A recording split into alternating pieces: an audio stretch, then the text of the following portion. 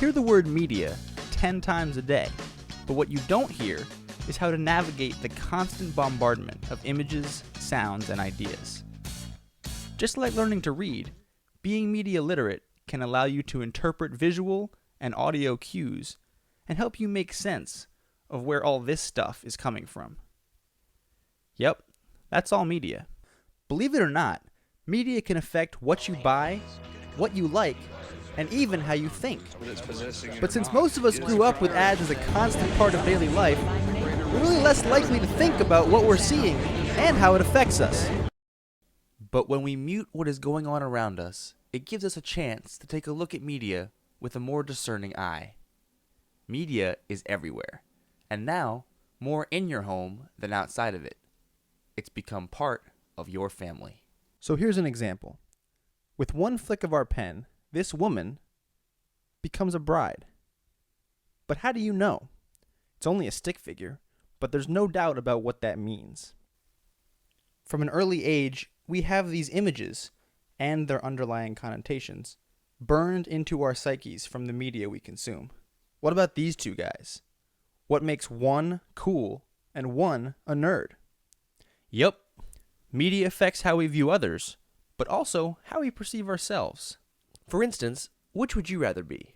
Why? Because society, through advertisements and media, tells you what is cool.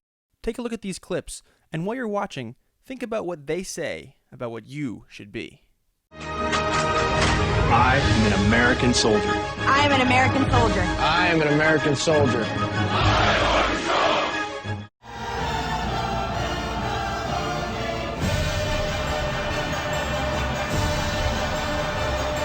You speak her language? Oh, yeah, absolutely. Everything just kind of works with a Mac.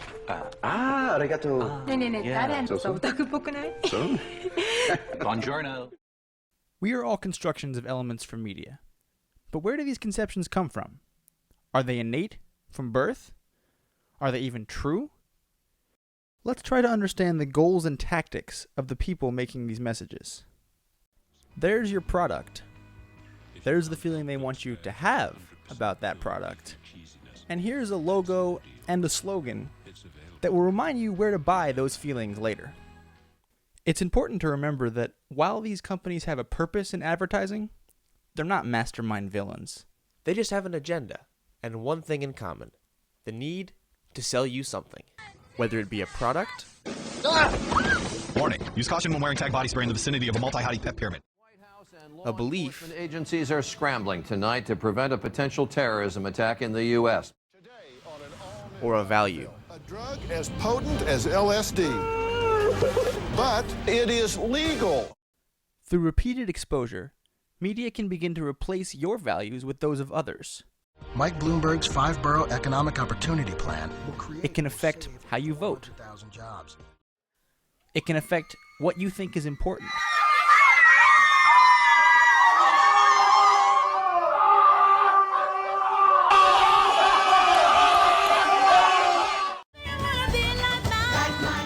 It can even affect what you aspire to be.